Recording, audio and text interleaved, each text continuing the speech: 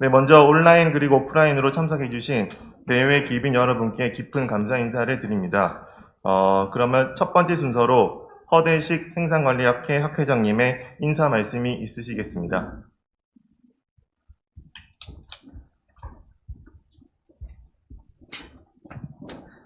안녕하세요. 28대 학회장을 맡고 있는 연대경영대학의 허대식입니다. 먼저 오늘 추계학술대회에 온라인 오프라인으로 참석해 주시는 모든 학회원님들께 진심으로 감사를 드리고 환영합니다. 지금 전 세계적으로 2차 확산이 일어나고 있는 그런 상황이고, 그리고 우리나라도 좀 상당히 조심스러운 상황이다 보니까 저희 학술대회를 온라인과 오프라인 이렇게 하이브리드 형태로 진행하게 되었습니다. 그래서 모든 분들을 이 연세대학 캠퍼스로 초청하지 못하게 돼서 일단 죄송하고 송구하다는 말씀을 드립니다. 하지만 동시에 그 온라인으로 진행을 하다 보니까 오후 학술 발표 세션에는 그 해외에서 발표하신 분도 계시고 지방에서 발표하신 분도 계십니다. 그래서 이것이 어떻게 보면 온라인 학술대의 장점이 아닌가 하는 생각도 들고요.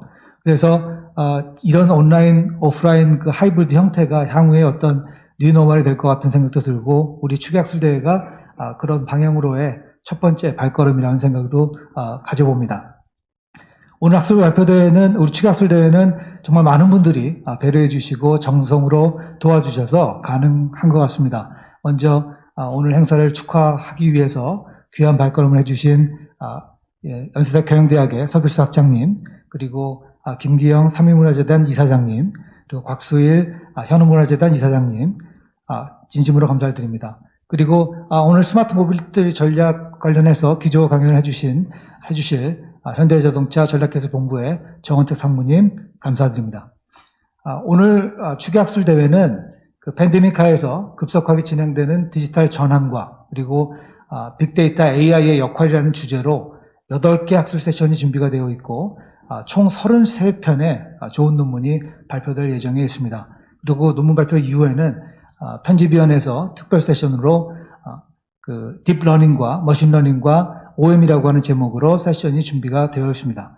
사실 오늘 발표되는 논문의 숫자를 보시면 예전에 오프라인 세션 학술대회랑 견주어 봤을 때 사실 더 많은 논문들이 발표가 되고 있는데 이렇게 풍성한 학술대회를 준비해 주신 우리 총무위원장님, 학술위원장님, 그리고 우리 보석 같은 8분의 세션 최원님들, 33분의 발표자들, 그리고 특별 세션을 준비해 주시는 우리 김계수 교수님, 서영훈 교수님 진심으로 감사를 드립니다. 우리 또 추계학술대회는 그런 학술 발표뿐만 아니라 그동안에 이 분야에 공헌하시고 그 다음에 많은 업적을 쌓으신 분들을 모시고 축하하고 기념하는 자리가 되고 있습니다. 그래서 우리 분야의 가장 영예로운 학술상인 현우 곽수일 생산관리 학술상과 그리고 한국생산관리학회 공로상 시상이 있을 예정입니다. 또한 현대자동차에서 지난 8년 동안 우리 학회를 지원하셔서 대학생 사례경진대회를 진행해 왔습니다. 올해는 코로나19 상황으로 인해서 원래는 항상 학회 당일날 진행이 되는데 지난 일주일 동안 온라인으로 그것도 진행이 되었습니다. 그래서 오늘 이 자리에는 그 온라인 사례경진대회에 참여해서 입상한 학생들이 초청이 돼서 지금 전부 옆방에서 이 유튜브로 진행을 시청하고 있는데 그 학생들을 초청을 해서 시상이 있을 예정입니다. 오늘 여러 가지 수상을 하게 되는 수상자 여러분들 진심으로 축하를 드립니다. 오늘 오전 10시부터 오후 6시까지 예년과 다름없이 학술대회가 종일 진행됩니다. 그래서 이 온라인으로 오프라인으로 참석하셔서 이 학술대회를 지금 빛내주고 계시는데 주말이다 보니까 공사다망하셔서 중간에 나가실 수 있는데 어디 가지 마시고 온라인, 오프라인으로 참석하셔서 교류해 주시고 소통해 주시고 그리고 서로 학습의 기회를 만들어 주시면 오늘 학술대회가 아주 성공적인 학술대회로 될 것으로 믿습니다. 여러 가지로 도와주셔서 감사드립니다. 고맙습니다.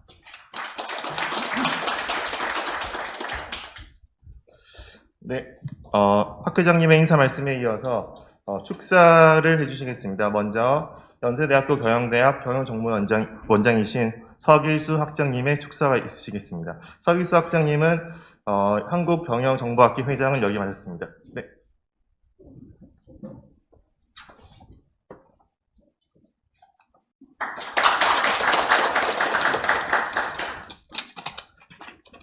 2020년 한국생산관리학회 추계학술대회 개최를 진심으로 축하드립니다. 특히 이번 학회를 연세대학교에서 개최하게 되어서 더욱 영광스럽게 생각합니다. 학회를 위해서 애써주신 허대식 학장님을 비롯한 임원분들, 그리고 오늘 참석하신 온오프라인으로 참석하신 모든 학회원 여러분들께 감사드립니다.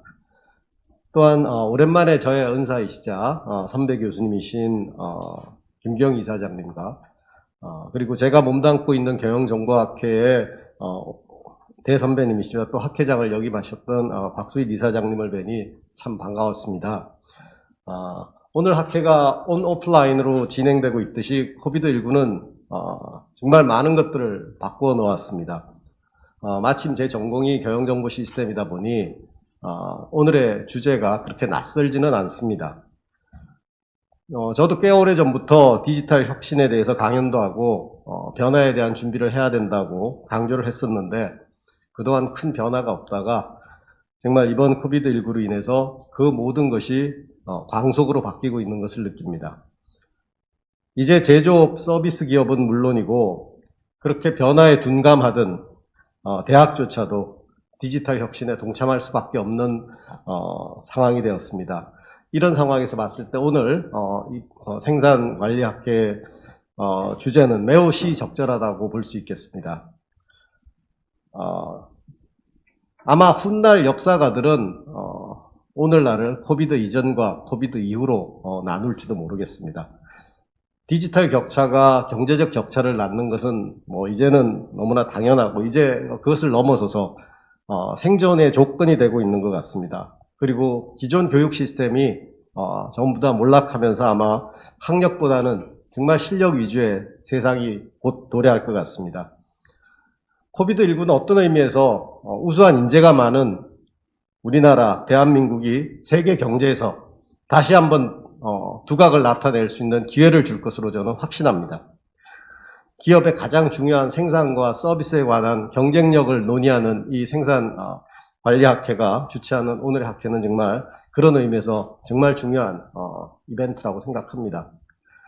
오늘 이 모임을 통해서 전문가들의 간의 지적인 상호교류가 활발하게 일어나고 또한 기업들은 많은 영감을 얻어가는 그런 자리가 되었으면 좋겠습니다. 오늘 6시까지 성공적인 학회가 되기를 간절히 바라면서 제 말씀을 줄이겠습니다. 고맙습니다.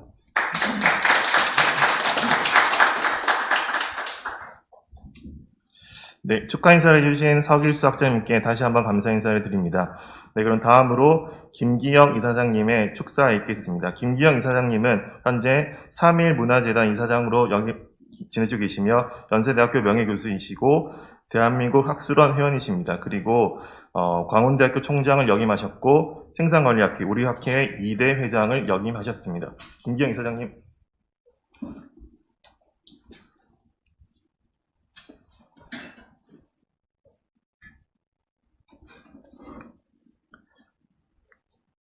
오늘 아주 중요한 학회 시작에 앞서서 축사의 말씀을 드리게 돼서 개인적으로 크나큰 영광이라고 생각이 됩니다. 이 학회가 1988년에 설립이 됐는데요.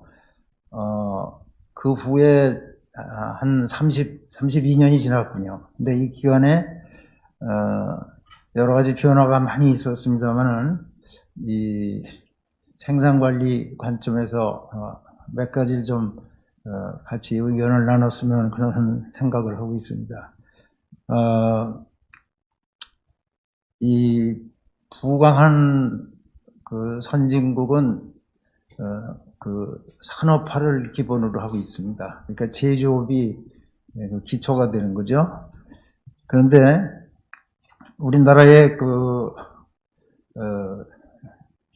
이 진행 상황을 봐서 1987년이 민주화, 그 다음에 국제화, 이런 것이 됐기 때문에 기업이 그 직후부터 말하자면 세계적인 경영 체제로 가면서 그 공급망이 뭔지를 이해하고 그렇게 출발을 했는데요. 지금 그 서길수 학장이 지금 좀 좋은 말씀을 해주셨는데 저 양반이 공부하고 왔을 때가 80년대 이제 중반쯤 되는데 그 우리가 흔히 말하는 제3 산업혁명, 그러니까 그 MIS, 우리 관점으로 말하는 MIS가 그 혁명의 아주 핵심이 됐는데, 그때 제가 보기에는 우리나라 기업들이 일본처럼 산업화의 그 유산이 없기 때문에 그 MIS 같은 그런 그 정보 산업의 기초를 빨리 받아들인 것 같습니다. 그래서 삼성전자가 예를 들면 소니를 앞서가게 된 것을 보면은 그 ERP 같은 그런 정보 시스템을 가지고 소비자의 행동까지를 전부 리얼타임으로 확인할 수가 있어서 기술은 부족하지만 또 역사도 부족하지만 일본 기업을 앞서갈 수 있는 그런 계기가 되지 않았나, 그렇게 저는 생각을 하고 있습니다. 그런데 이제 2010년 그때 가서 4차 산업혁명이 이제 이루어지는데, 오늘 우리 주제를 삼고 있는 AI라든지 빅데이터라든지 머신러닝이라든지 이런 새로운 그 기반에 대한 경쟁이 이제 일어나게 되는데, 우리가 여기서 이제 그 한 번 더 도전의 기회를 삼아서 과거에 추격했던 것과 같은 전략을 이제 써야 되지 않을까, 그렇게 생각을 합니다. 여러분들 보시면은 경영학 분야를 보더라도 제조업이 하여간 모든 서비스, 그 다음에 심지어는 제조업이 농업 뭐 이런 것까지도 전부 그 하나의 그 플랫폼을 만들어서 융합을 하고 있다 하는 것을 아마 보실 겁니다. 오늘 우리 이렇게 지금 코로나 때문에 강의, 학회도 이렇게 하고 그러는 것은 이런 기술의 말하자면 그 활용이 이거를 가능하게 한 것이 아닌가, 그렇게 생각을 하고 있습니다. 그래서 오늘 이 학계가 내건 그 주제는 아주 정확하게 우리가 필요로 한 그런 분야의 제목이라고 그렇게 생각을 해서 매우 시적절하다, 그렇게 생각을 합니다. 제가 이제 이렇게 보니까 정현택 현대자동차 상무님이 기조 강연을 해주시는 내용이며, 또 학술 세션에서 33개 논문, 특별 세션 2개, 그 다음에 현대자동차 대학생 사례 경진대회, 이것도 보니까 한 12개쯤 되니까 거의 50개. 그것이 이 분야에 집중해서 지금 발표를 이제 하게 돼 있는데, 이것이 대단히 큰 수확이 되도록 희망을 하고 있습니다. 특히 오늘 현우 곽수일 교수 학술상 수상하시는 김길선 교수, 그 다음에 학회 공로상 수상자들, 또 대학생 사례연구 수상자들, 아까 말씀드린 정상무님 모두 축하 말씀드리고 감사 말씀을 드립니다. 그리고 회장단을 위시해서 조직위원회 모든 분들이 어려운 때 이 학교를 잘 진행을 해주시는 것 같습니다. 대단히 고맙습니다.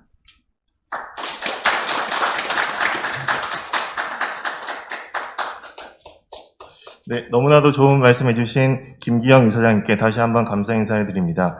그리고 다음으로는 곽수일 이사장님의 축사가 있겠습니다. 곽수일 이사장님은 현재 현우 문화재단 이사장으로 계시며 서울대학교 명예교수, 그리고 대한민국 학술원 회원이십니다. 그리고 곽수일 이사장님은 서울대학교 경영대 학장을 역임하셨고 우리 학회 제4대 회장을 역임하셨습니다. 그럼 곽수일 이사장님을 큰 박수로 맞이해 주시기 바랍니다.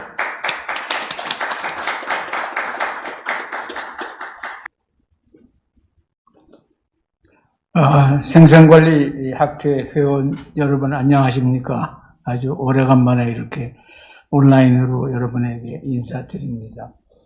오늘이 2020년 한국생산관리학회 추계학술 대회입니다. 그런데 요새 그 디지털 테크놀로지 때문에 여러분들이 이렇게 아마 온라인으로도 뵙고 상당히 새로운 그 뉴노멀이 많이 변하는 것 같습니다. 흥미있는 것은 오늘 여러분들 학회에 이 화면에 나와 있는 주제를 보시면은 오늘 그 학회 발표의 주제는 제조 및 서비스 기업의 디지털 혁신과 빅데이터 AI의 역할입니다. 굉장히 흥미있는 주제라고 여러분들 느끼실 겁니다. 여기 화면에 보면은 한국생산관리학회 그래가지고 이 저 왼쪽에 보게 되면은 영어로 써 있습니다. KOPOMS 이렇게. 우리 회원님 중에서 이 영어가 뭐의 약자인지 아시는 분이 요사이는 이제 특히 젊으신 교수님들, 회원님들은 잘 모르실 거다라는 생각이 제가 들었습니다. KO는 코리아고, P는 프로덕션이고, O는 오퍼레이션스고, M은 매니지먼트고, S는 소사이어티입니다. 그러니까 코리아, 프로덕션, 오퍼레이션스, 매니지먼트, 소사이어티입니다. 이 우리 학회의 영문 약자를 봐도 알지만은 생산관리학회가 엄청나게 변했습니다. 여기 말로는 한국생산관리학회 그러니까 아마 지나가시는 분들이 거의 흥미가 없으실 겁니다. 정말 삼성전자니 현대자동차 같이 제조업의 연구를 하는 학회인가 보다 그러고요. 근데 오늘 발표 주제를 보면은 디지털 혁신과 빅데이터 AI의 역할입니다. 그러면 여러분들 이게 뭐 기업이건 관청이건 병원이건 학교건 하여튼 어떤 형태로든지 제조를 하고 혹은 서비스를 하는 기관입니다.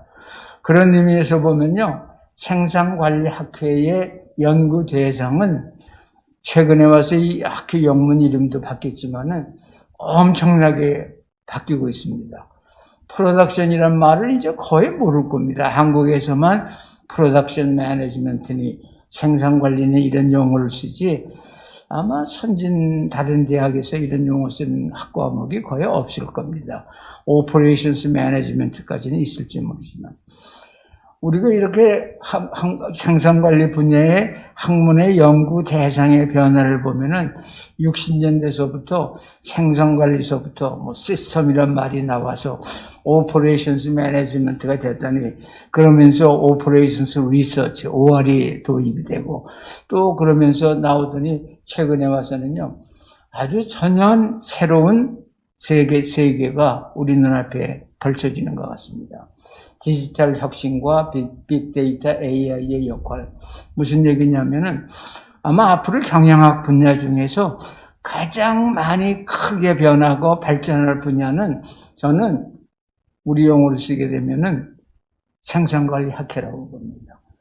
이게 단순히 Operations Research, OR이 도입이 되면서 Operations Management 정도의 변화가 아니라 지금은 제조 및 서비스 그래가지고 모든 기관의 조직에 그러니까 사기업이든 공기업이든 공공기관이든 병원이든 그 조직의 변화가 생산관리를 중심으로 해서 일어나고 있거든요. 소위 말해서 디지털화니 무슨 AI니 그걸 안 쓰는 데가 없으니까요.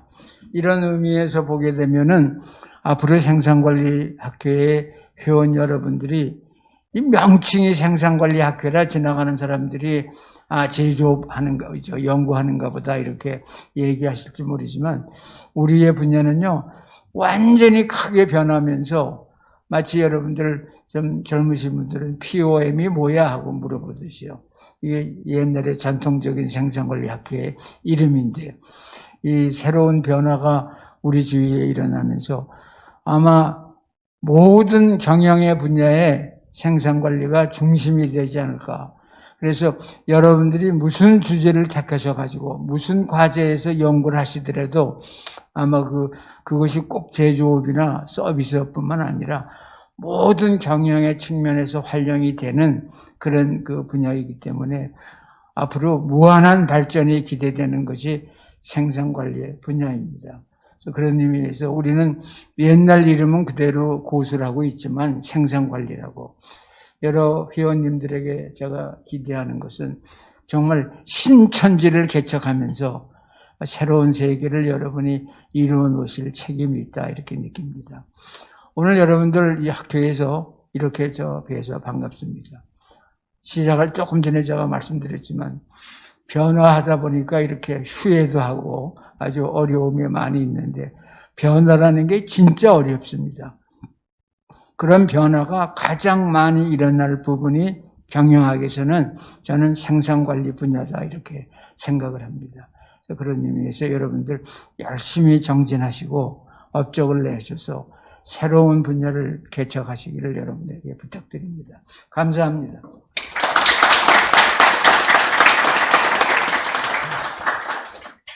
네, 너무 좋은 말씀 해주신 곽수일 이사장님께 진심으로 감사드리며 기술상의 문제로 잠시 축사 끊어진 점 정말 진심으로 사과드립니다.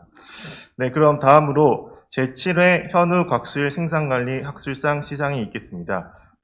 프로시딩 가지고 계신 분들은 15에서 16페이지 참고해 주시면 되겠습니다. 먼저 학술상에 대해서 간단하게 소개해 드리겠습니다. 제7회 현우 곽수일 생산관리 학술상은 현우문화재단에서 후원해 주시고 계십니다. 이 상은 생산관리 학술 분야에서 가장 명예로운 학술상으로 심사단의 공정한 심사를 거쳐 매년 생산관리학회 추계학술대회에서 시상하고 있습니다. 올해 수상자로는 서강대학교 김길선 교수님께서 수상자로 선정되셨습니다. 김길선 교수님은 서강대학교에서 경영학 학사 그리고 얼바나 샴페인 일리노이 주립대학교에서 경영학 박사학위를 취득하셨습니다. 그리고 지금까지 매니지먼트 사이언스 그리고 마케팅 사이언스 등 생산관리 분야 탑 저널에 40편 이상의 아주 훌륭한 논문을 많이 게재하신 세계적인 학자이십니다. 네, 그럼 지금부터 시상식을 진행하도록 하겠습니다. 김길선 교수님과 시상을 맡아주신 학회장님 그리고 곽수일 이사장님 다시 한번 무대로 모시겠습니다. 네. 현우 곽수일 생산관리 학술상 서강대학교 경영대학 김길선 귀하는 탁월한 연구 업적을 통해 생산관리 분야의 학문적 발전에 크게 기여하였습니다. 이에 본 학회 심사위원단의 심의를 거쳐 현우 곽수일 생산관리 학술상을 드립니다. 2020년 11월 13일 사단법인 한국생산관리학회 회장 허대식. 네, 큰 박수로 해주시기 바랍니다. 네, 본 학술상은 현우문화재단에서 후원해 주시며 상표와 함께 상금 400만 원이 수여됩니다. 네, 학회를 대표하여 현우학술문화재단에 깊은 감사 인사를 드립니다.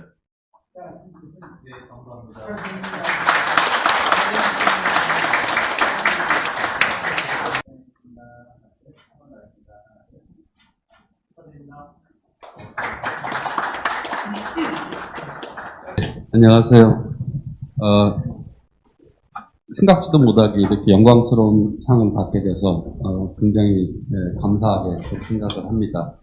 그리고 생산관리학회에 이런 스피릿을 남겨주신 우리 곽수일 이사장님께도 굉장히 감사드리고 아마 이사장님께서 이 상을 제정하시면서 후배 교수들한테 뭘 하라고 이렇게 전하는 메시지가 있을 거라고 그렇게 생각이 듭니다. 계속 이어갈 수 있었으면 하는 그런 바람이고요. 사실 연락을 받고서 전화기를 끊고서 좀 생각을 했었어요. 제가 오늘 올해로 서강대에 근무한 지 20년, 만 20년이 되는 원국인데 그동안에는 연구를 열심히 할 수 있는 때도 있었고 다른 일을 하느라고 연구를 못하던 때도 있었습니다. 그때 못할 때고 퍼블리케이션이 안 나올 때는 이렇게 이제 끝나가는가 보다라는 생각이, 경험들이 있었는데, 그런 과정에서는 이제 제 지도 교수님, 그리고 평소에 같이 논문 썼던 동료 교수들, 때로는 이제 수업하던 학생들도 자극을 줬던 것 같습니다.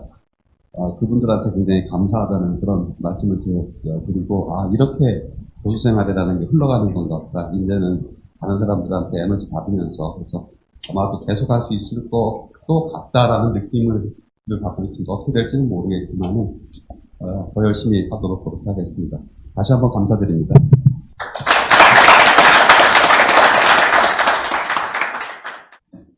네, 서강대학교 김길성 교수님께 다시 한번 축하의 인사를 드립니다. 네, 그럼 다음으로 공로상 시상을 진행하도록 하겠습니다. 네, 그럼 먼저 이상식 전임 회장님, 그리고 네, 서영원 편집위원장님, 나진성 교수님, 이수진 그리고 안상호 사무국장님 앞으로 나와주시기 바랍니다. 네, 공로상에 관한 부분은 프로시딩 17페이지에 나와 있습니다.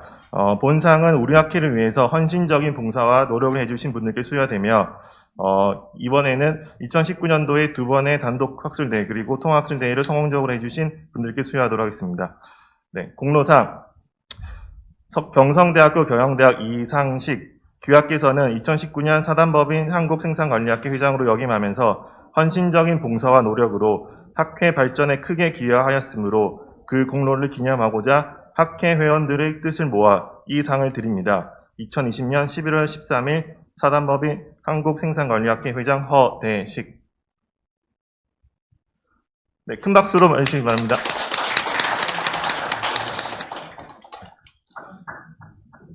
네, 다음으로 중앙대학교 서영원 교수님 편집위원장으로 2019년도와 2020년에 수고를 많이 해주셨습니다. 이하 내용은 동일해서 상패 내용을 다시 반복하지 않도록 하겠습니다.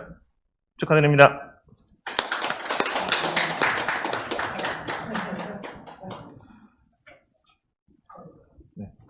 네, 다음으로는 인하대학교 나진성 2019년 총무위원장으로 수고를 많이 해주셨습니다. 역시 상패 내용은 동일하여 반복하지 않도록 하겠습니다. 축하드립니다.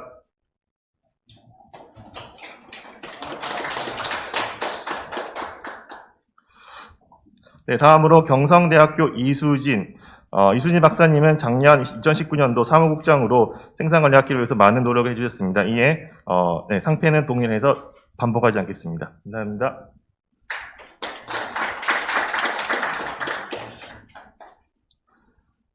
네, 그리고 경성대학교 안상호 2019년 사무국장이십니다. 네, 상패 내용을 동일하여 반복하지 않도록 하겠습니다.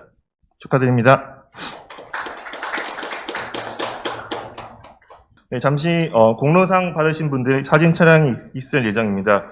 그리고 참고로 작년도 지속가능위원장이신 인하대학교 이돈희 교수님 그리고 학술위원장이셨던 호서대학교 편재범 교수님은 개인적인 사정으로 참석하지 못하셨습니다. 추후에 학회에서 상패를 대신 전달하도록 하겠습니다. 네, 지금 현재 공로상 받으신 분들의 사진 촬영이 있었습니다. 네, 다시 한번 학회를 위해서 너무 애써주신 분들께 감사드리면서 다음으로 현대자동차 대학생 사례 경진대회 시상식을 진행하도록 하겠습니다. 관련 정보는 프로시딩 57페이지 이후로 나와 있으니 참고 부탁드립니다. 네, 먼저 시상식을 진행하기 전에 본 경진대회에 대한 간단한 소개와 총평을 학생사례위원장이신 동국대학교 최현도 교수님께서 해주시겠습니다. 최현도 교수님.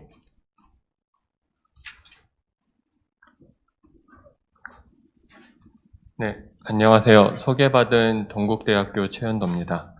저는 경북대 이동현 교수님과 같이 이번 현대차 생산관리학회 대학생 사례발표 경진대 심사를 맡았습니다. 일단 올해를 포함해서 8년 동안 이 대회가 진행될 수 있도록 도와주신 현대차 관계자분들께 깊은 감사의 말씀을 드리도록 하겠습니다. 올해 저희 주제는 스마트 모빌리티 시대의 제조 서비스 전략이라는 주제로 공모전을 진행을 했었습니다. 요즘 스마트 모빌리티 제품, 서비스 등이 상당히 많은 주목을 받고 있고 그에 따라서 운송기업뿐만 아니라 관련된 제조 서비스 기업들 모두가 이 주제에 따라서 다양한 혁신적 전략, 그다음에 운영 전략들을 제시하고 있는 상황에서 저희가 해당 주제를 선택하게 되었습니다. 올해는 총 12개 팀에서 50여 명의 대학생들이 참여를 했습니다. 앞에서 회장님께서도 말씀해 주셨지만은 코로나 때문에 온라인으로 사전에 발표를 진행을 했고 질의응답도 저희가 이메일을 통해서 주고받았습니다.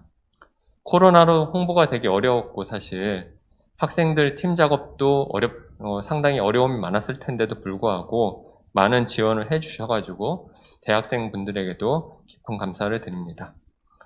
주제를 조금 말씀을 드리면은 접수된 주제에 대해서 좀 요약을 드리면은 일단 모빌리티 에즈 서비스 비즈니스 모델이라든지 마이크로 모빌리티, 그 다음에 사회적 약자를 위한 서비스, 수요 응답형 공유 차량, 택배 관련된 제조 혹은 서비스 전략 등이 주제로 그것을 주제로 학생분들이 제출을 해주셨습니다. 그래서 아까 말씀해 주셨지만은 저희 프로시딩 맨 마지막 쪽에도 해당 주제들이 쭉 나와 있으니까 참고해서 보시면 될 것 같습니다. 방법론들도 상당히 다양하게 사용이 되었는데 소비자 경로 지도라든지 소비자 설문조사, 페르소나 분석 같은 다양한 방법론들도 사용이 되었습니다. 그래서 사실 퀄리티가 상당히 좋아가지고 저희가 심사에 좀 어려움이 있었는데 그럼에도 불구하고 저희가 최우수상 D팀, 그 다음에 최종적으로 대상 한 팀을 선정해서 이번에 초대를 해서 상을 드리게 되었습니다. 그 발표 내용은 제가 조금 심사를 하면서 봤던 내용들에 대해서 좀 요약을 해서 말씀을 드리도록 하겠습니다. 일단 최우수상 두 팀 중에 한 팀인 동국대의 이름은 현대는 모던 팀이라고 하는 팀명인데요. 이 팀이 크게 점수를 받을 수 있었던 것은 사회적 약자들을 위해서 관련된 지도 서비스들을 어플리케이션 모델을 개발을 했고 그것을 설득력 있게 제시한 것에 큰 점수를 받았던 것 같습니다. 저도 사실 잘 생각을 못했던 사회적 약자에 대한 배려가 상당히 돋보였던 것 같습니다. 그 다음에 두 번째 최우수상 팀은 연세대의 IT.팀이라고 하는 데인데요. 전동 유아차를 주제로 비즈니스 모델을 제시를 했는데요. 사실 되게 아이디어가 신선했고 저도 깜짝 놀랐던 게 이 팀을 심사를 하면서 이 팀들이 사실 육아에 되게 통달한 느낌을 저는 받았던 것 같습니다. 네. 되게 어떤 포인트에서 부모들이 되게 힘들어하는지에 대해서 아주 원인을 잘 분석을 했고 거기에 해당되는 그 솔루션을 제시를 설득력 있게 잘했던 것 같습니다. 저도 깜짝 사실 놀랐습니다. 마지막 이제 대상팀인데요. 대상은 인천대의 컨버전스 인유 팀입니다. 이 팀은 모빌리티 서비스 관련돼서 사업 아이디어를 냈었는데요. 킥보드 같은 마이크로 모빌리티하고 자동차 공유 서비스를 결합하는 것에 대해서 아이디어를 냈습니다. 사실 어떻게 보면 꽤 평범한데 그 총 주제는 사실 세부적인 내용이 상당히 디테일했고 그 세부적 내용들, 오퍼레이션에 관련된 세부적 내용들을 제시하는 데 있어서 학부 수준에서 쓸 수 있는 다양한 방법론들을 잘 적용을 했던 것 같습니다. 그래서 저희 심사위원들 이동희 교수님과 같이 만장일치로 사실 크게 의심 없이 대상으로 선정할 수가 있었습니다. 그래서 여기까지가 제가 요약해드린 내용이고요. 이것으로 제가 보고 드리는 현대차 경진대 보고는 마치겠습니다. 감사합니다. 네, 총평을 해주신 동국대학교 최현대 교수님께 다시 한번 감사 인사드립니다. 네, 그럼 지금부터 시상식을 진행하도록 하겠습니다. 시상식은 학회장님과 함께 현대자동차 정원택 상무님께서 수고를 해주실 건데 정원택 상무님은 조금 이따 다시 설명해 드리겠지만 현대자동차 그룹 전략기술본부 모빌리티 사업기획실장으로 계십니다. 네, 그럼 먼저 우수상부터 시작하도록 하겠습니다. 인하대학교 늘품팀은 효율적이고 안전한 운송을 위한 스마트 APS 도입에 대한 연구를 진행하였고 우수상을 받게 되었습니다. 네. 상장 우수상 위팀은 생산운영관리 학술 연구의 저변 확대를 위해 한국생산관리학회에서 기침한 제8회 현대자동차 대학생 사례 경진대회에서 우수한 성적으로 입상했기에 이 상을 드립니다. 2020년 11월 13일 사단법인 한국생산관리학회 회장 허대식 축하드립니다. 네, 우수상에게는 상금과 함께 상장과 함께 상금 30만 원이 수여될 예정입니다.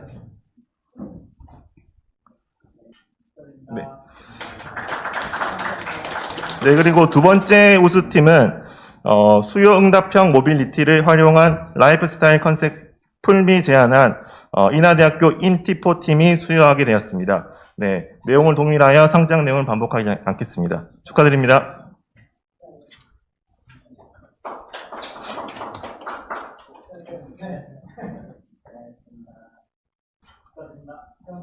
네, 축하드립니다. 네, 총 우수팀은 3팀인데 마지막 우수팀은 스마트 기술을 기반으로 한 택배 프로세스 개선에 대한 연구를 한 경성대학교 하드캐리 팀이 선정되었습니다. 네, 상장 내용 반복하지 않겠습니다. 축하드립니다. 네, 큰 박수 부탁드립니다.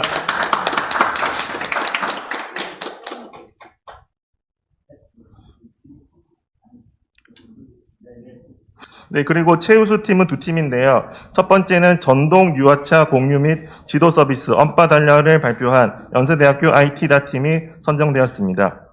네, 상장 내용 동일하게 반복하지 않겠습니다. 네. 네, 참고로 최우수 팀은 상장과 함께 상금 50만 원씩 지급됩니다. 네, 두 번째 최우수 팀은 동국대학교 현대모던 팀이 선정되었고 휠체어 전동 지도 어플리케이션의 정보 처리 프로세스 개선안에 대해서 발표해 주셨습니다. 네, 축하드립니다.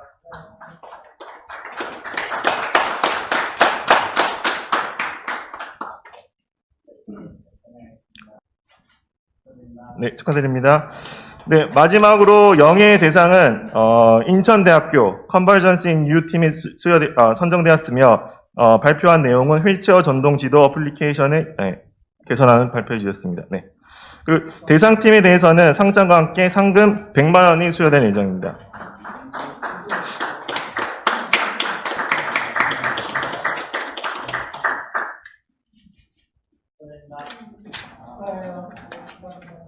네, 지금 현대차 사례 경진의 시상 끝났고요. 저희가 이제 11시부터 기조 강연 시작될 건데 지금 시간이 57분이죠. 네, 그래서 한 2, 3분 정도 잠깐 휴식을 취하고 11시부터 바로 기조 강연을 시작하도록 하겠습니다.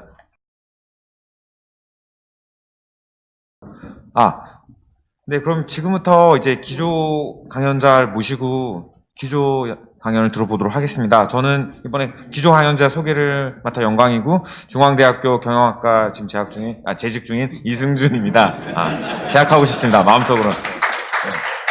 예, 이번에 모실 분은 정영택 산무님, 정영택 산무님은 현대자동차 그룹 전략기술본부 모빌리티 사업 기획실장을 맡고 있으며 다양한 신규 모빌리티 사업을 기획하고 실행하고 있습니다. 서울대학교에서 경영학 학사, LSE 런던 정경대에서 디시전 사이언스 석사학위를 받으셨고요. 글로벌 컨설팅사에서 다양한 모빌리티 사업을 이런 프로젝트를 진행한 경험을 가지고 있으십니다.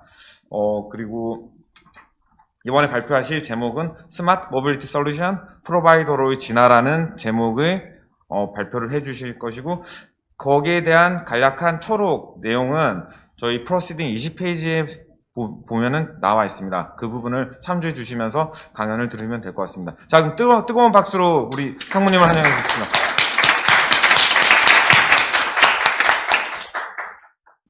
네, 방금 전 소개받은 정원택이고요. 앞서서 좋은 말씀들 주셨고, 이렇게 뜻깊은 자리에서, 저희 회사가 생각하고 있는 부분들에 대해서 발표를 드릴 수 있게 된 점 영광으로 생각합니다. 제가 조금, 좀 전에 우리 이제 대학생들께서 사례 연구했던 부분들, 주제들이나 이런 것들을 좀 보면서, 굉장히 좀 임프레시브 했습니다. 왜냐하면, 말씀 주셨던 부분대로 예를 들면 교통약자라든지 아니면 전체적으로 지금 분절되어 있는 모빌리티 서비스들을 어떻게 통합할 것인지 이런 부분들에 대한 고민들은 저희도 데일리 비즈니스에서 매일매일 고민하고 있는 부분입니다. 그래서 그런 부분들이 지금 이제 학교 다니시는 분들도 열심히 고민하실 수 있는 주제라고 하는 것에 되게 좀 감명을 받았고 그런 부분들 저희도 잘 아이디어들이나 이런 것들을 좀 해서 저희 사업을 하는데도 좀 도움이 되도록 그렇게 노력을 좀 하도록 하겠습니다. 오늘 제가 이제 좀 말씀드리고 싶은 거는 저희 회사가 지향하는 바가 스마트 모빌리티 솔루션 프로바이더로 생각을 하고 있습니다.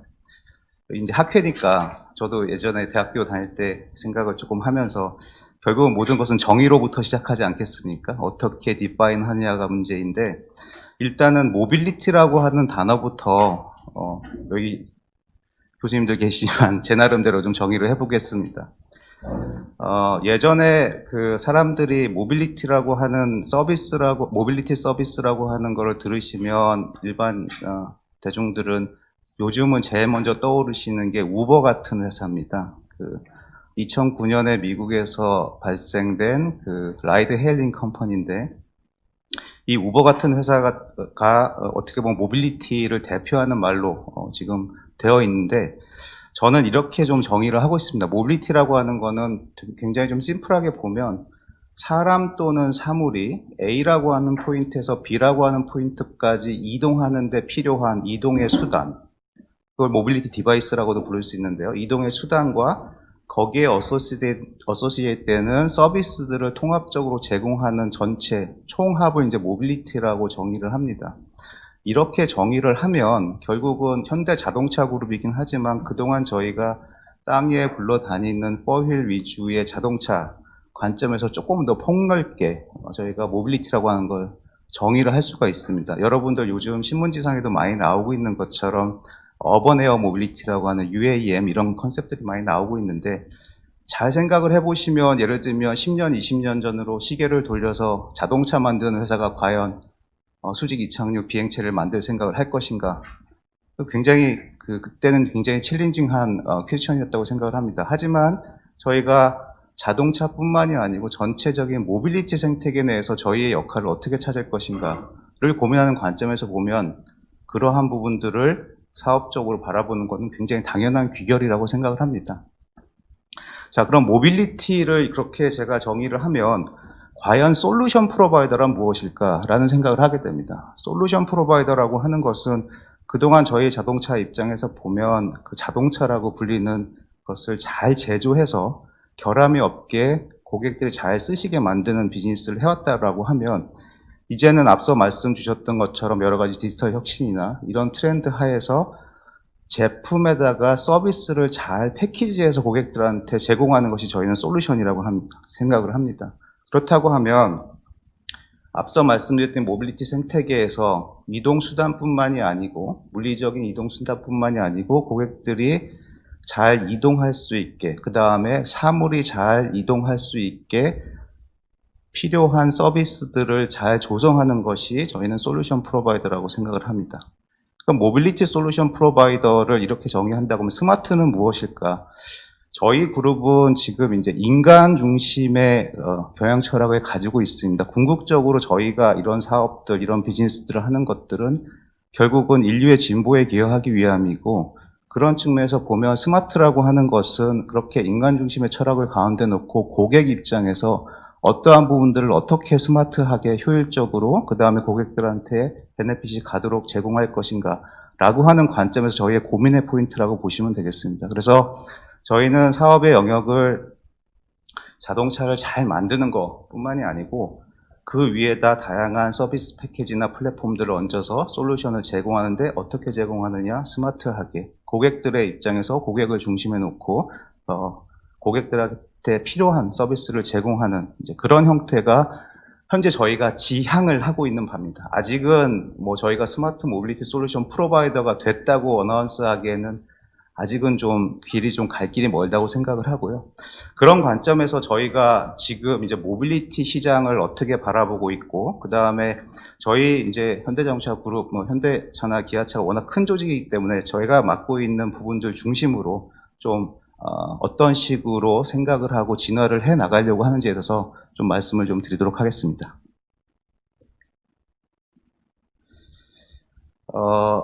자동차 산업 내지는 모빌리티 산업의 미래 트렌드를 축약을 좀 해보자고 하면 한 이 네 단어 정도로 축약을 해볼 수가 있을 것 같습니다. 뭐 이미 이제 많이 들어보셨을 겁니다. 한 4, 5년 전쯤에는 이제 다임러, 독일의 자동차 그룹인 다임러가 자기들은 케이스 전략을 실행하겠다고 얘기를 했었습니다. 케이스 전략도 뭐 여기 이제 메카와 비슷한데 케이스는 CASE입니다. 그 커넥티비티, 오토노머스 드라이빙, 그 다음에 쉐어드 모빌리티, 그 다음에 일렉트리피케이션 그런 전략들을 내놓았었고 지금까지도 자동차 산업 내지는 모빌리티 산업의 엔드게임 시나리오라고 많은 사람들이 동의하는 건 뭐냐면 이러한 네 가지 트렌드가 융합되는 시점이 올 거다라고 생각을 합니다. 지금 여기 보시는 것처럼 저희 현대자동차그룹에서는 그러한 미래 트렌드를 메카라고 부르고 있습니다. 메카는 모빌리티 서비스, 그 다음에 일렉트리피케이션, 그 다음에 커넥티비티, 그 다음에 오토노머스 드라이빙 이 네 개의 약자입니다.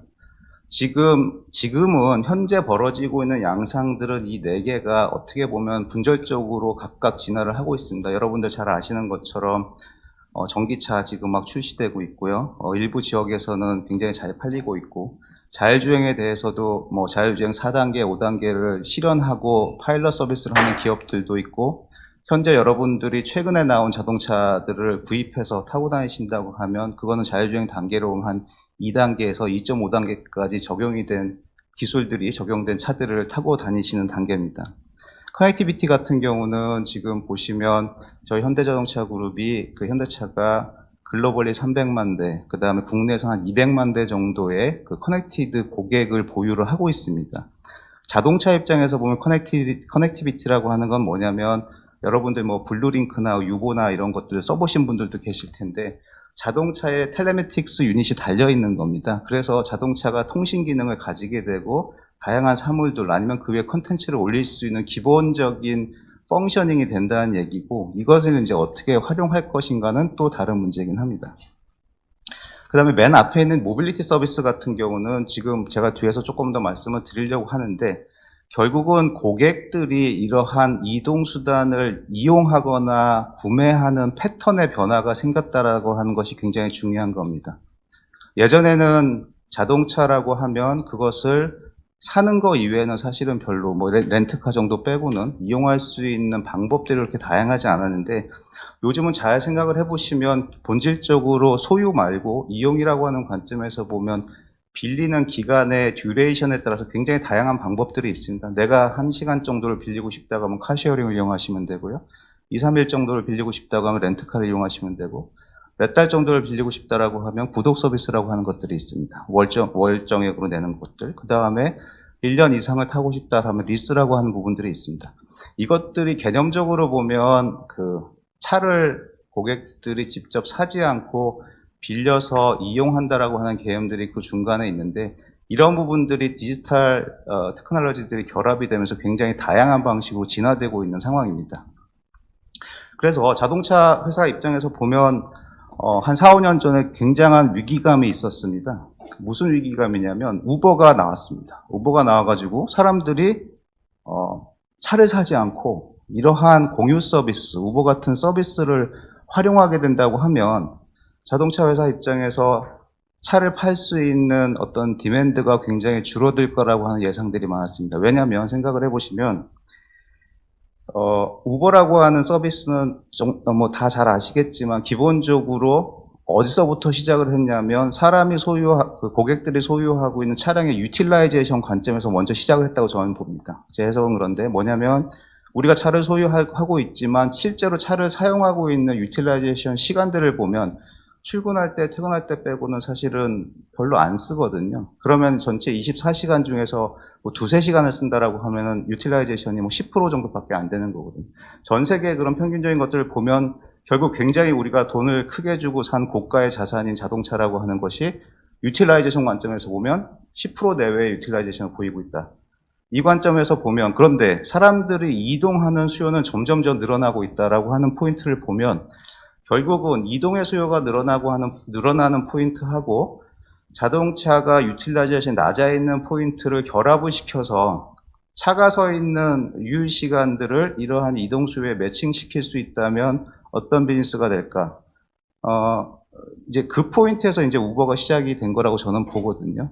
그래서 미국이나 이런 데서는 결국은 우버 서비스가 활성화되면서 사람들이 택시보다는 우버를 더 사용하고 이러한 시대가 되었습니다. 여러분들 미국에 출장 많이 다녀보셨겠지만 공항에도 우버 픽업존이 있지 않습니까? 따로. 그만큼 어떻게 보면 대중교통 체계 안으로 들어왔다고 볼 수가 있는 겁니다. 자, 이러한 상황에서 그러면 자동차 회사 입장에서 보면 우버의 서비스 같은 것들이 많이 활성화된다라고 하는 것들을 보면 그게 사람들이 차를 소유하는데 어떤 영향을 미치게 될까라고 하는 것들을 고민하게 됩니다. 근데 예를 들어서 본인이 차량을 소유해가지고 이용하는 빈도를 보면 쇼핑이나 출퇴근이 거의 70-80%입니다. 이용의 목적이.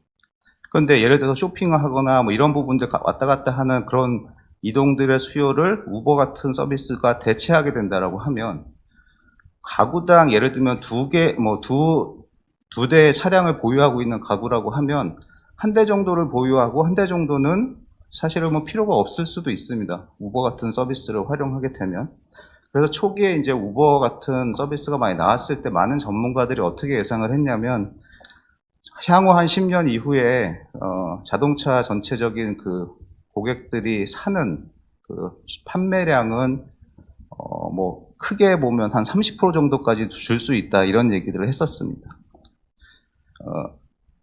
그리고 그런 영향들이 어디로 올 거냐? 잘 생각해 보시면 사람들이 차량을 소유하는 선택에 있어서 그런 변화가 있다라고 하면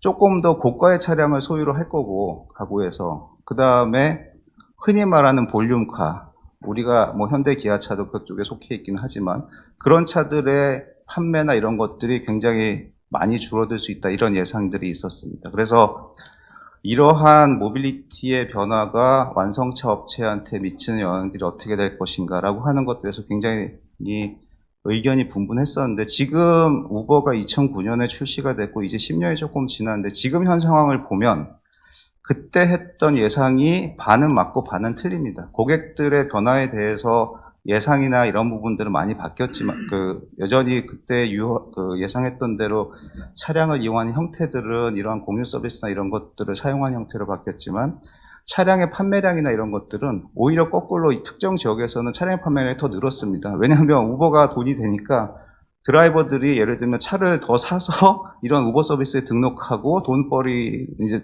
그 생계의 수단으로 활용하다 보니까 차량 판매량 입장에서 보면은 그렇게 줄지 않은 이제 이런 현상들이 벌어지고 있는 거죠. 그래서 이게 저희가 이제 비즈니스를 하는 입장에서 앞에서 많은 고민들을 또 이렇게 해주시고 계시지만 정말 한 치 앞을 내다볼 수 없는 양상들이 벌어지고 있습니다. 그리고 그런 한편 그런 양상들이 하루하루 벌어지고 있는 상황 속에서 그런 미래에 대해 엔드게임이라고 하는 걸 어떻게 보고 있느냐 보면 결국은 이 메카가 통합이 되면 좀 작게 디파인을 해보면 로보택시라고 하는 단어로 귀결이 될 수가 있습니다.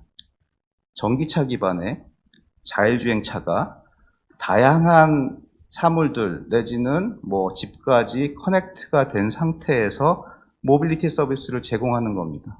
뭐 컨셉은 굉장히 심플합니다. 그런데 이 네 가지의 트렌드가 잘 융합이 돼서 고객들한테 커스터마이즈된 서비스를 제공하지 않는다고 하면 그 비즈니스 모델은 실현이 안 될 텐데요. 지금은 그러한 부분들을 향해서 한 걸음씩 한 걸음씩 다가가고 있고 잘 아시는 것처럼 자동차 완성차 업체뿐만이 아니고 모빌리티 서비스 프로바이더 저희는 이제 MSP라고 부르는데 보통 이제 우버나 리프트나 이런 회사들 입장에서도 여러분들 잘 아시는 것처럼 우버가 아직 돈을 못 벌고 있습니다. 그렇게 유명한 회사지만 밸류에이션도 뭐 그렇고 수익적인 측면에서 보면 아직 돈을 못 벌고 있어요.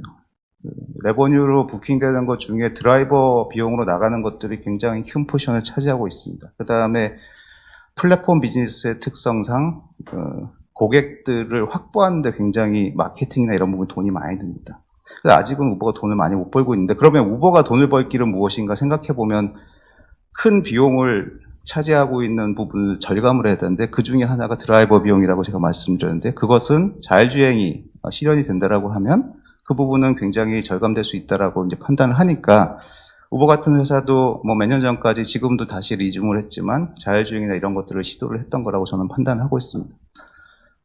산업이 이렇게 쭉 변해가는데 결국은 각각의 플레이어들을 ICT나 스타트업으로 시작한 회사들, 굉장히 디스럽션을 외치는 회사들과 기존의 제조의 강점을 가진 회사들이 뒤엉키면서 이 안에서 어떻게 살아나갈까, 그 다음에 앞서 말씀드렸던 미래 엔드게임 하에서 어떤 식의 포석을 두어야 우리가 향후에 서스테너블하게 그로우를 하면서 인류에 이바지할 수 있을까라고 하는 것이 이제 저희의 고민이고, 사실 정답은 없습니다. 하루하루 그 다음에 상황들을 봐가면서 그때그때 저희도 전체적인 큰 그림을 가지고 이제 다가가는 건데요. 그런 측면에서 그 자동차 내지는 모빌리티 쪽에 이 메카 트렌드가 어떤 식으로 영향을 미치는지를 이해하는 게 되게 중요하다라고 생각을 하고 있습니다.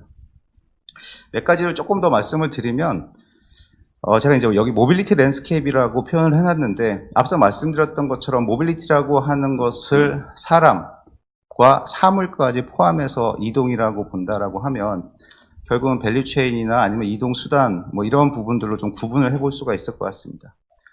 왼쪽에 보시는 그 세로축은 그 모빌리티 디바이스의 타입입니다. 사람들이 이동을 하는데, 사물이 이동을 하는데 어떤 것들이 쓸 것이냐. 4년, 5년 전만 해도 우리나라 강남 길거리에 킥보드가 그렇게 많이 널려 있을 거라고 예상하시는 분들은 없을 겁니다. 그래서 지금 보면 뭐 두발 내지는 바이크, 이바이크나 이스쿠터 이런 부분들도 하나의 교통수단, 모빌리티 디바이스로 이제 자리를 잡고 있고요. 그 다음에 제가 뭐 그 다음에 커머셜 비클 뭐 이렇게 써놨는데, 이런 부분들이 저희가 흔히 알고 있는 차량들이죠. 그 승용차, 그 다음에 뭐 밴이나 뭐 상용 트럭들 이런 부분들입니다. 그리고 그 맨 밑에 있는 부분들, 맨 밑에 있는 부분이 제가 이보탈이라고 써놨는데, 이게 이제 지금 아까 말씀드렸던 어번 에어 모빌리티, 도시명 항공, 운송 이런 부분들에 쓰이는 수직 이착륙이 가능한 비행체라고 보시면 되겠습니다. 이것도 기술적으로 여러 가지 것들이 시도가 되고 있고, 뭐 중국 업체들 드론 베이스로 하는 업체들도 있고, 다양한 시도들이 이루어지고 있고, 거기에 사용되는 연료원이나 이런 부분들에 대해서도 수소라든지 배터리라든지 여러 가지 것들이 고민이 되고 있습니다. 저희 그룹도 역시 UAM 사업부를 신설을 해가지고 이런 부분들에 대해서 어드레스를 하려고 하고 있고요. 이동이라고 하는 관점에서 봤을 때 그동안은 많은 회사들이 사람의 이동에 포커스를 가지고 있었는데, 앞서도 말씀 주셨던 것처럼 코비드-19 이후에 사물의 이동이라고 하는 거에 대해서도 굉장히 부각이 많이 되고 있습니다. 그래서 이 물류 배송, 저도 지금 1년 전과 비교해 보면 아침에 그 집을 나설 때 마켓컬리 박스가 없는 경우가 거의 없거든요. 여러분들도 마찬가지실지 모르겠는데, 저희 애가 있고 그러다 보니까 어디 지금 코로나 시대에 뭐 밖으로 쇼핑을 나가고 이런 것들이 좀 힘드니까 결국은 그러한 배송이나 이런 것들을 굉장히 많이 사용을 하게 됩니다. 결국 그럼 이런 시스템들이 어떻게 진화해야 되는가라고 하는 것도 큰 고민 중에 하나고요. 그 다음에 앞서 말씀드렸던 마이크로 모빌리티, 킥보드나 이런 것들도 코비드-19 이후에 굉장히 활성화가 됐습니다. 그리고 기본적으로 앞서 말씀드렸던 차량을 사용하는 어떤 행태들은 변화가 좀 많이 있었습니다. 왜냐하면 사람의 이동 자체가 굉장히 급감했습니다. 절대적인 이동량 자체가. 그러다 보니까 불특정 다수가 이용하는 교통수단 내지는 이동수단을 사용하는 것에 대한 수요는 굉장히 줄었습니다. 지금 우버나 이런 쪽도 수요가 헤일링 서비스, 차량 호출이라고 부르는 그 서비스가 거의 2019년 대비 거의 한 20%, 30% 수준으로 줄었고요. 대신에 예를 들면 되게 아이러니하게 차량을 소유하고 하려거나 아니면 경제적 여력이 안 되면 특정 기간 동안 본인이 점유하려고 하는 서비스들이 많이 늘어나고 있습니다. 그래서 저희 국내도 보면 2월, 3월쯤에 보면 내륙에서 렌터카들이 더 잘 돼요. 그러니까 상황을 알아봤더니 버스나 지하철 타기는 싫고 출퇴근을 해야 되는데 마땅한 교통수단은 없는데 차를 사기에는 돈은 없고, 그러면은 예를 들면 이 기간을 좀 잘 버텨보자, 한 2, 3주 정도 렌트를 하는 거죠. 그래서 빌려가지고 본인이 소독을 하고 안전하게 타고 프라이빗 용도로 타고 그 다음에 반납을 하는 이제 그런 형태들의 서비스가 벌어지는 경우도 좀 봤습니다. 그래서 소비자들, 고객들이 이러한 모빌리티 서비스를 이용하는 행태나 이런 것들이 굉장히 좀 많이 변하고 있다. 그리고 그런 것들에 따라서 결국은 사람이나 사물이 이동을 시킬 수 있는 이동 수단의 그 형태도 많이 진화가 되고 있다라고 하는 측면에서 좀 말씀을 드릴 수가 있겠고, 그 다음에 이동 수단의 제조 측면에서 보면 제가 이보탈 써놨는데 PBV라고 하는 단어가 있습니다. 이게 뭐의 약자면 Purpose Built Vehicle의 약자입니다. 그러니까 목적형 차량인데요. 예전에는 지금 자동차 산업의 패러다임이 찍어내는 거죠. 승용차를 규격화된 거를 공급을 잘해서 그거를 얼마나 잘 파느냐가 이슈였다고 하면 지금 이제 이러한 다양한 플레이어들의 목적에 맞게 활용될 수 있는 이동수단을 제공할 수 있느냐도 되게 큰 이슈입니다. 그래서 예를 들면 이 퍼포스 빌트 비클은 전기차 시대가 도래하면서 대부분의 전기차가 스케이트보드 기반으로 활용이 됩니다. 스케이트보드 기반이라고 하는 건 내연기관 굉장히 다른 거죠.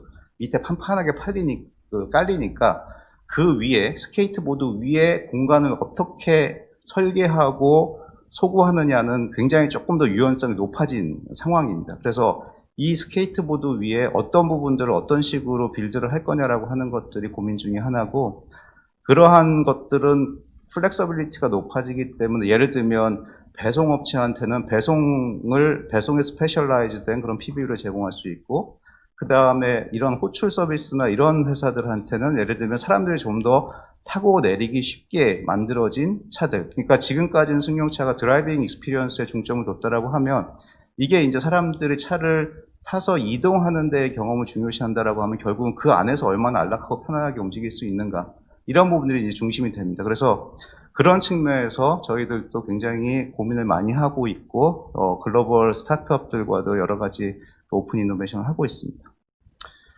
그리고 가장 중요하게 저희가 좀 간과하면 안 되는 것이 그 오른쪽에서 두 번째 있는 모빌리티 플랫폼입니다. 플랫폼이라는 단어도 굉장히 광범위하게 정의가 될 수 있다고 저희는 생각을 합니다. 그런데 결국은 플랫폼이라고 하는 정의 자체는 뭐 여기 계신 분들 저 잘 아시겠지만 사람들, 고객들이 많이 모이는 그런 부분들을 플랫폼이라고 부르는데, 이런 플랫폼의 가장 기본적인 근간은 데이터입니다. 여러 가지 데이터들이 이 안에서 익스체인지가 되고, 그 다음에 어떤 식으로 데이터들을 교류할 것인가, 그리고 그러한 교류 속에서 어떠한 비즈니스 모델들을 창출할 것인가가 굉장히 중요한데, 그런 관점에서 보면 많은 기업들이, 사실은 우버라고 하는 회사도 제조업 기반에서 보면 정말 실체가 없는 회사입니다. 그냥 디지털 플랫폼만 있는 거거든요. 스마트폰 앱만 있고, 기사들은 거기에 등록하고 고객들은 거기에 등록해서 매치메이킹을 하는 플랫폼이었거든요. 근데 그거의 기업 가치가 이렇게 뛸 줄은 몰랐죠. 그래서 가장 기본적으로 생각해 볼 수 있는 게 그러한 수요와 공급을 매칭하는 플랫폼도 있고, 사실은 데이터가 기반돼서 그런 것들을 연결해주는 그런 부분들이 많이 활성화되면서 결국은 데이터, 오늘 이제 디지털 혁신이나 AI 이런 부분들도 이런 거에 근간이 되는 건데, 그런 측면에서 데이터의 중요성은 저희가 뭐 아무리 강조해도 지나치지 않다라고 생각을 합니다. 뭐 몇 가지 사례들인데 앞에서 말씀 다 드렸기 때문에 좀 간단히 넘어가겠습니다. 코로나 이후에 국내 이동량 자체가 줄었습니다. 여러분들도 뭐 집에서 많이 머무르셨을 텐데, 이렇게 되다 보니까 사람의 이동을 서브하는 서비스들은 많이 줄었고요. 사물의 이동이나 물류 서비스, 아까 말씀드렸다시피 배달이나 인터넷 쇼핑이나 뭐 홈쇼핑들로 인해서 주문하고 그런 것들을 배달받는 이런 형태의 비즈니스들은 굉장히 활성화가 되고 있습니다.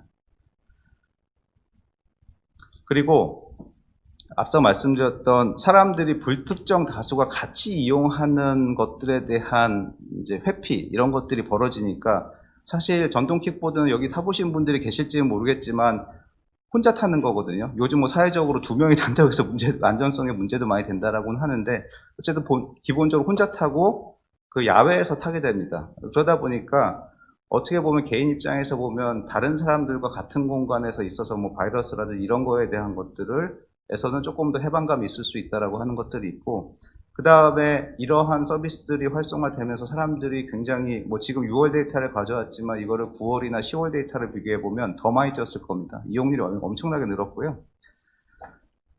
사회적으로 이슈도 제기되고 있는 게 맞습니다. 지금 뭐 안전성 이슈도 있고, 요즘 킥란이 이렇게 이제 얘기들을 하는데, 사용하시는 분들의 안전에 대한 그런 인식도 많이 높여야 되는데, 또 한편으로 보면 그렇게 안전의 이슈나 이런 것들이 있다고 해서 이러한 서비스들을 그냥 제한할 것인가에 대해서는 굉장히 퀘스천이 많습니다.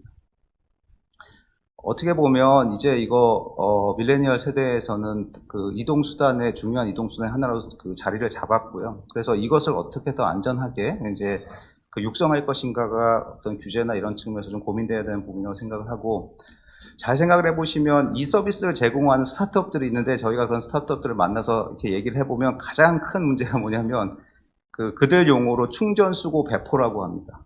전동 킥보드니까 충전이 돼야지 움직이겠죠. 그런데 이 서비스의 이용률을 높이려면 사람들이 많이 모이는 장소에 이게 있어야 됩니다. 근데 기본적인 이 서비스는 본인이 픽업해서 타고 가가지고 그냥 본인 내리고 싶은 데 내리고 그냥 놓고 갑니다. 이렇게 만약에 분산이 된다라고 하면 사람들이 이 서비스를 사용하려고 했는데 만약에 그 자리에 이게 없다라고 하면 이용률을 높이기 힘들기 때문에 이 사업자들은 끊임없이 이 킥보드를 충전하고 수거해서 새롭게 사람들이 많이 이용하는 지역에 이제 배포를 해야 됩니다. 그런 관점에서 보면 뭐 밤에 쭉 수거를 해가지고 어디 저기 남양주 뭐 이런 데 충전 스테이션 만들면 거기 가서 충전해가지고 새벽에 다시 디스트리뷰션을 합니다. 그런데 디스트리뷰를 할 때는 데이터가 되게 중요하겠죠. 이동의 데이터가 사람들이 어디서 많이 빌리고 했는지 데이터가 되게 중심이고, 물리적으로 보면 이 킥보드를 다 실어가지고 충전하는 장소로 가져가야 되니까 요즘에 이제 이러한 킥보드나 이런 쪽에서의 전동화는 어떤 식으로 많이 이루어지냐면 배터리 교체형으로 많이 이루어집니다.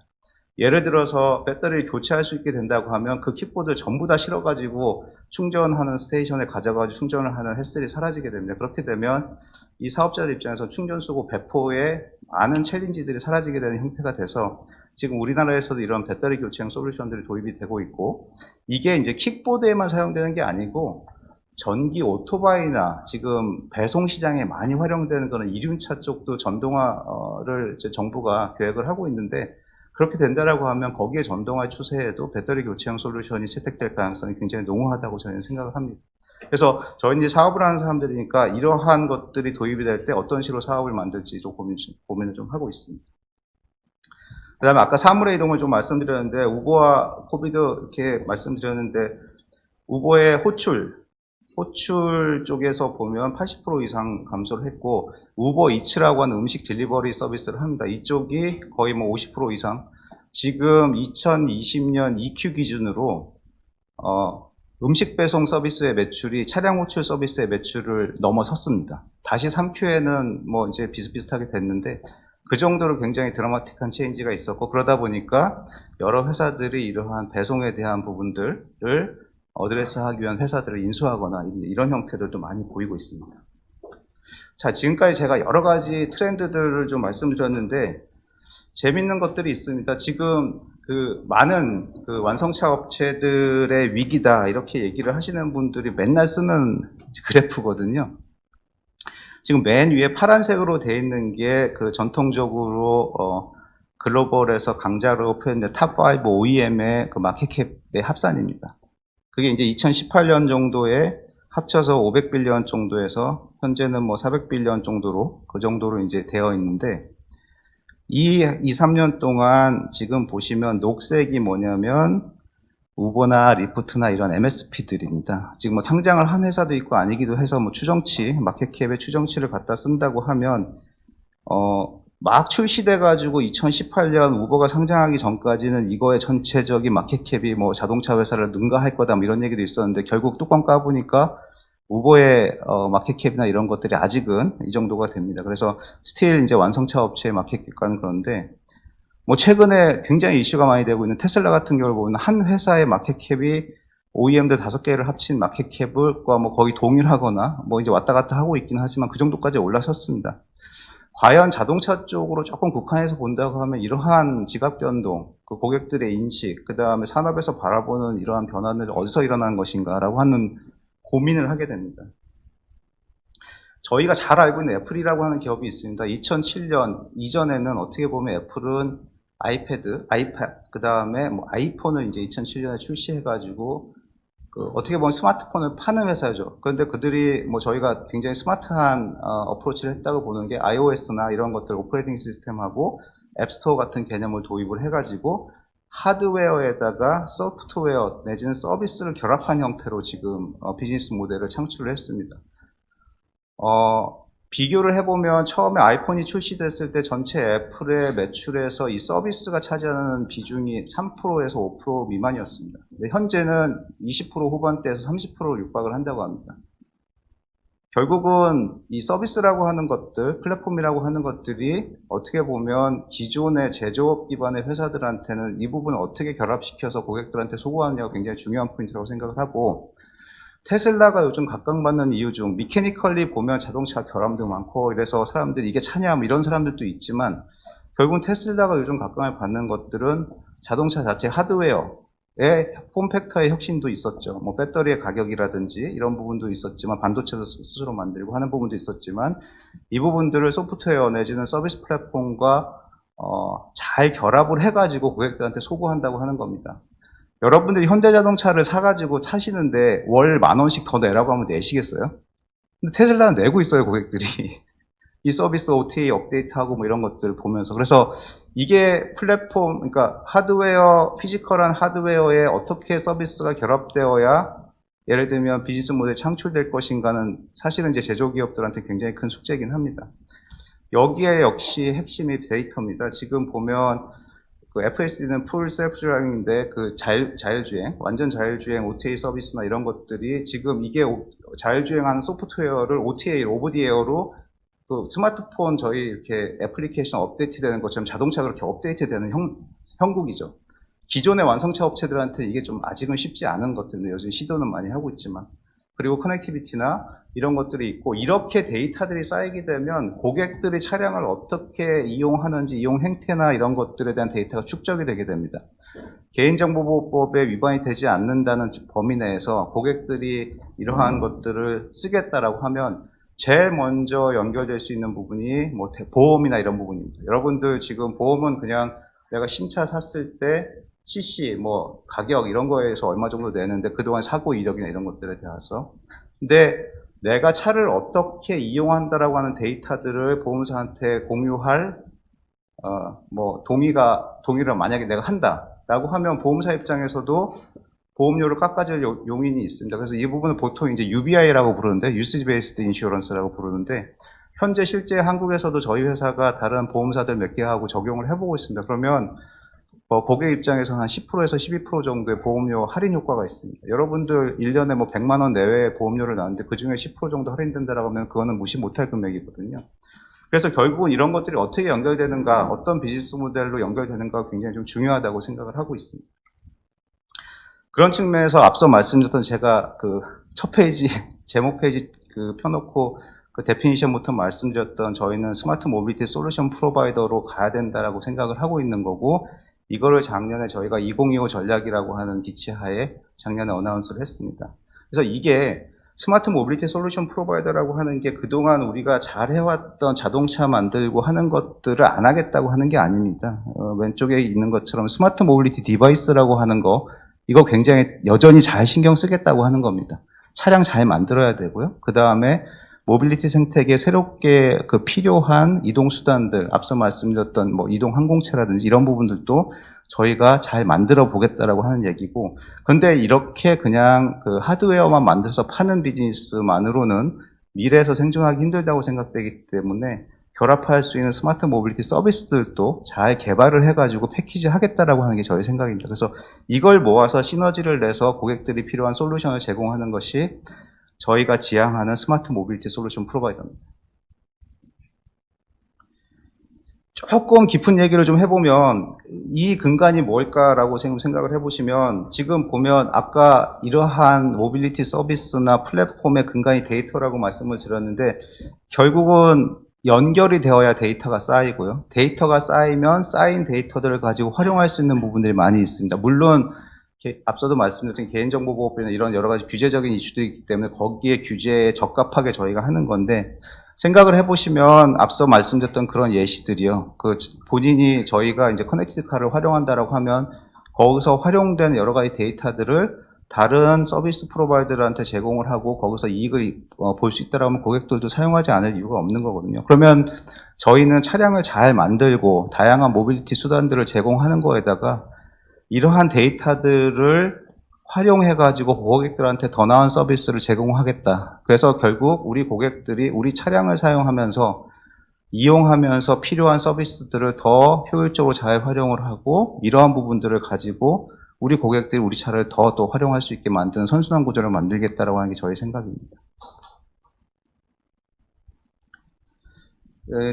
국내 같은 경우는 사실은 현대나 기아가 굉장히 대기업으로 포지션이 돼 있잖아요. 우리나라 자동차 마켓에서 뭐 굉장히 큰 포션을 차지하고 있고, 그러다 보니까 국내에서는 저희가 어떤 생각을 하고 있냐면, 이러한 전체적인 모빌리티 에코시스템이 잘 조성되고 고객들이 더 나은 서비스를 이용할 수 있게 하는 에코시스템을 조성하는 역할에 우리는 좀 더 포커스 하자라고 생각을 하고 있습니다.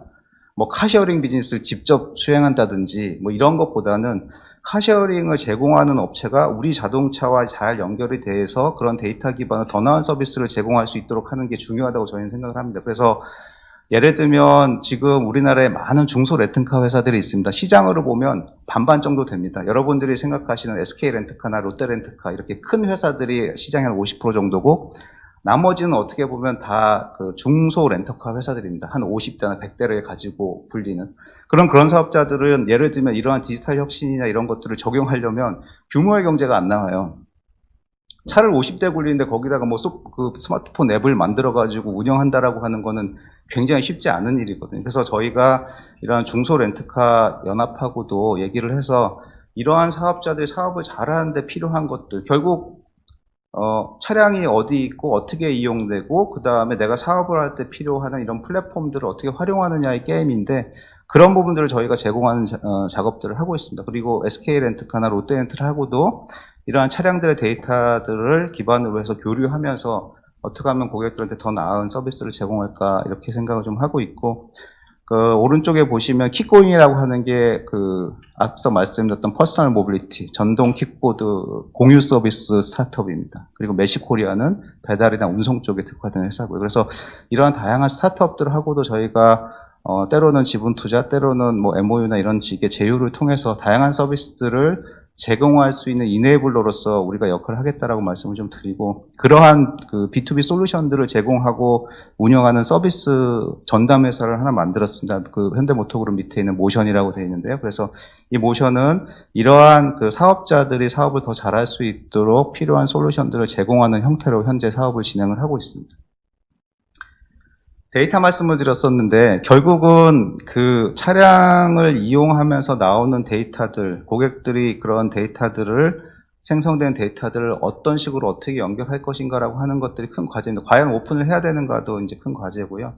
그래서 저희가 지금 생각을 하는 거는 오픈 데이터 플랫폼이라고 해서 고객들이 동의를 한다라고 하면, 예를 들면 이런 것들을 다른 서비스, 서드 파티 서비스들하고 상호 연동할 수 있는 API를 만들어 가지고 이런 부분들을 좀 활성화해 보겠다라고 하는 게 이제 저희의 취지입니다.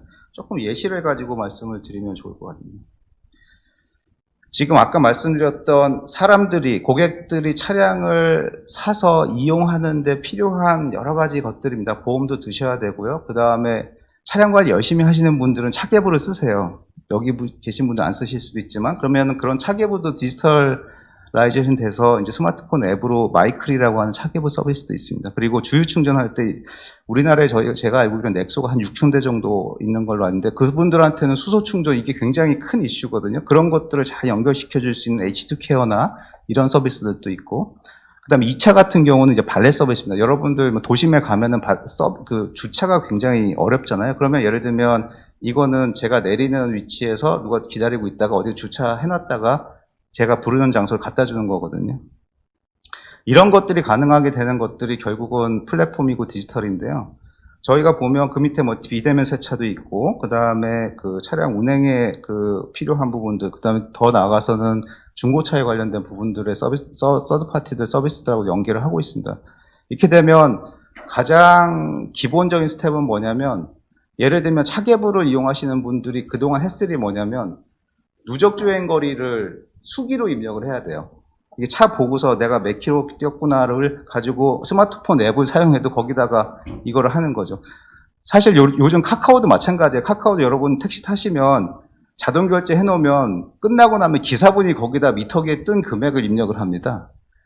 이게 완전한 디지털은 아니죠. 그것도 역시. 이게 여전히 이제 그 개선의 여지가 있는데, 지금 여기도 차계부를 사용하는 사람들 입장에서 보면 누적 주행 거리를 이렇게 입력을 하는데 뭐 몇만 킬로 타다 보면 그 틀릴 수도 있고 해서 그런 것들이 햇슬인데, 이거를 예를 들면 고객이 내가 그 내 차의 누적 주행 거리 데이터를 마이클이라고 하는 서비스 회사하고 연동하는 거에 대해서 동의를 한다라고 하면 연동을 시킬 수 있습니다. 연동을 시키면 누적주행거리라고 하는 것이 자동적으로 내가 탈 때마다 자동적으로 이쪽 앱에 업데이트가 되는 형태가 됩니다. 그럼 이제 고객들 입장에서 보면 하나의 혜택이 사라진 거죠. 그러면 마이클이라고 하는 회사는 어떻게 되느냐?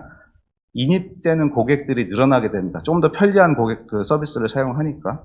그리고 이들은 이제 이러한 고객들의 차계부 관리하는 것들을 잘 살펴보면서 데이터를 분석해서 이들이 필요한 소모품이나 이런 것들을 커머스하는 이런 비즈니스 모델을 하는 거고, 저희 입장에서 보면은 저희 차를 사용하는 고객들이 좀 더 차량을 잘 관리할 수 있게 하는 스타트업과 연계함으로써 우리 차가 좀 더 잘 사용될 수 있도록 하는 그런 효과가 있습니다. 보험도 아까 좀 말씀을 드렸고요. 이런 식으로 저희가 지금 이제 하나씩 데이터를 서드파티들하고 연동하고 어떤 부분은 저희가 내부적으로 제공하는 부분들도 있고, 그래서 궁극적으로 차량을 이용하시는데 햇슬이 없게 하는 것들, 제품과 서비스를 패키지화하는 그런 작업들을 해나가고 있다고 보시면 되겠습니다. 국내에 대해서 좀 말씀을 드렸고, 그 다음에 지금 저희가 미국에는 모션 랩이라고 하는 법인을 하나 만들었어요. 굉장히 작은 스타트업 법인 같은 건데, 그래서 LA 지역에서 저희가 카시어링 POC를 합니다. POC라고 하는 아직 본 사업이 아니고 이제 실증 단계인데, 처음에 이제 스테이션 베이스라고 하는 건 뭐냐면 특정 장소에 가서 차를 빌리고 자기가 반납할 때는 다시 그 장소에 반납을 해야 되는 거 스테이션 베이스라고 합니다. 근데 카시어링이 조금 더 진화되면 프리플로팅 방식이라고 하는 게 있어요. 뭐냐면 자기가 원하는 데서 픽업하고 내리는 데서 그냥 내리고 가면 돼요. LA 같은 경우는 이제 이런 모빌리티 서비스의 특성 중에 하나가 굉장히 로컬 컨텐츠가 중요합니다. 지역이나 도시마다 어떤 교통 정책을 사용하냐에 따라서 어떤 서비스 모델이 통할지 안 할지 이런 것들을 고민하고 있는데, LA에서는 저희가 스테이션 베이스로 한번 학습을 좀 해보고 요즘 해보고 시도해보고 있는 게 뭐냐면 프리플로팅 방식입니다. LA에는 노면 주차장이 활성화되어 있어요. 그러면은 시 정부하고 잘 얘기를 하면 노면 주차장을 우리 프리플로팅 방식으로 카시어링하는 차들이 주차할 수 있게 좀 해주자 라고 하는 게 동의가 되면, 고객들 입장에서 보면 노면 주차장에 정차되어 있는 차를 본인이 디지털 스마트폰 앱으로 열고 타고 사용하고 사용료 내고 자기가 목적지에 가장 가까운 노면 주차장에 주차하면 되는 이제 그런 형태로 지금 이제 비즈니스를 좀 해보고 있고, 여기는 이제 카시어링 하려고 만든 건 아니고, 미국 같은 경우 굉장히 다양한 혁신들이 일어나는 쪽이기 때문에 아까 우리 학생들도 했었던 건데, 교통약자나 이런 부분들을 위해서 새로운 모빌리티 서비스가 필요할 수도 있고 그럽니다. 그래서 그런 것들도 지금 새롭게 좀 시도를 해보려고 하고 있습니다. 그래서 그런 부분들까지 좀 고민을 하고 있고, 사실 모빌리티라고 하는 게 글로벌이면서도 굉장히 굉장히 글로컬한 사업입니다. 그래서 저희가 그 다음에 이 모빌리티라고 하는 걸 어드레스 하기 위해서 저희가 다 혼자 할 수도 없습니다. 그래서 지금 크레들이라고 하는 혁신 거점들을 세계 각지에 만들어 놨습니다. 베를린, 텔아비브, 이스라엘 텔아비브, 중국 베이징, 그 다음에 실리콘밸리 이렇게 만들어 놓고, 이쪽에서는 뭘 하는 거냐면 그쪽 지역에서 다양한 시도들을 하는 스타트업들과 연결을 합니다. 좋은 스타트업들, 기술이 좋은 거, 비즈니스 모델이 좋은 스타트업들 발굴해서 저희하고 연계하는 이제 그런 방안들을 하고, 앞서 말씀드렸던 우버 같은 회사가 인도에는 올라라고 하는 회사가 있고 동남아에는 그랩이라고 하는 회사가 있습니다. 이런 부분들을 하고도 저희가 지분 투자 이런 것들을 해서 같이 협업할 수 있는 방안들을 지속적으로 찾고 있습니다. 그래서 지금 저희가 이제 자율주행을 위한 모셔널이라고 하는 것도 북미에서 같이 조인트 벤처로 만들었고, 그래서 지금 보면 저는 개인적으로 이렇게 생각을 합니다. 앞에서 제가 자동차 업계의 지각 변동을 얘기하면 테슬라를 예로 들었는데, 과연 전통적인 OEM들 중에서 누가 이러한 혁신들을 주도하고 앞으로 미래에서 큰 역할을 담당해 나갈 것인가 라고 하는 측면에서 보면 아직은 그런 노력들이 부족하고 저희가 시도하는 것들이 완벽하지는 않지만, 저희가 지금까지 제가 말씀드렸던 이런 시도들을 통해서 그런 모습들에 다가가려고 한 발 한 발 노력을 하고 있다는 점을 좀 말씀을 드리면서, 앞으로도 좀 현대자동차, 기아자동차, 현대자동차 그룹에 좀 많은 응원을 좀 부탁드리도록 하겠습니다. 오늘 제 기조 강연은 이렇게 좀 마무리를 하도록 하겠습니다. 감사합니다.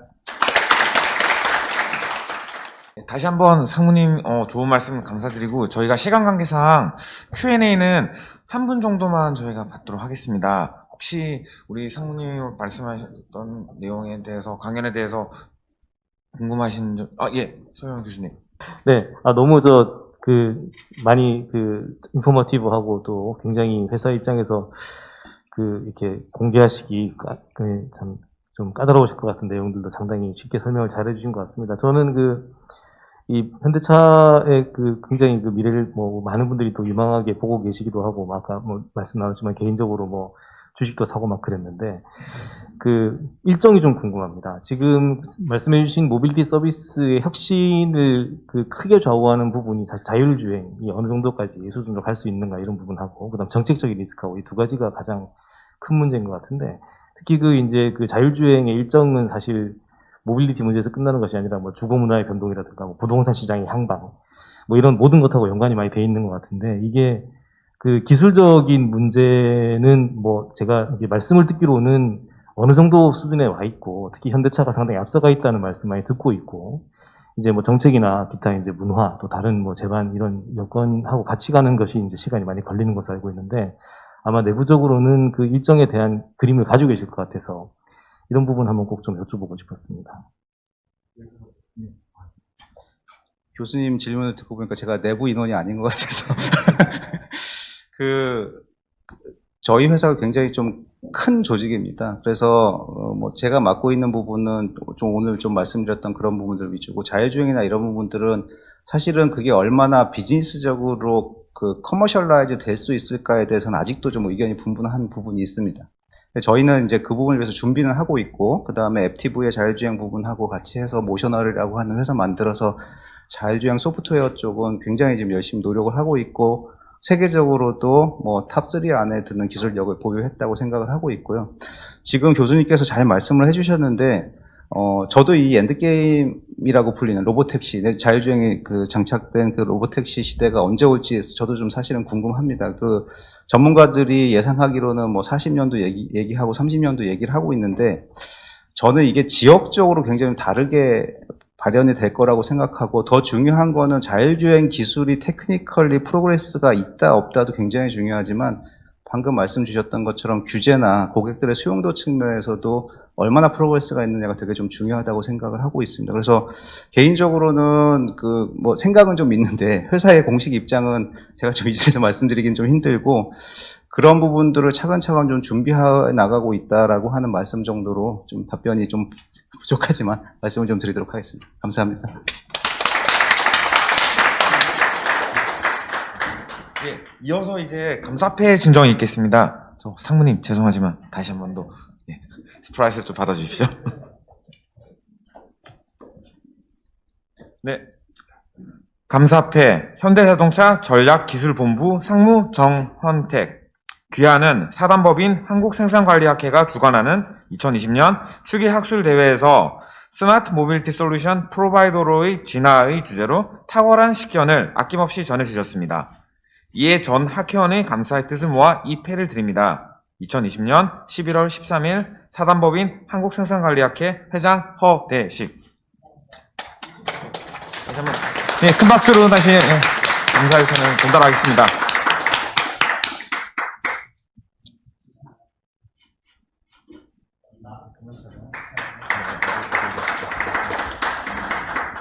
네, 너무 좋은 발표 해주신 정원득 상무님께 다시 한번 감사의 말씀드리고요. 네, 이것으로 오전 행사는 마치도록 하겠습니다. 감사합니다.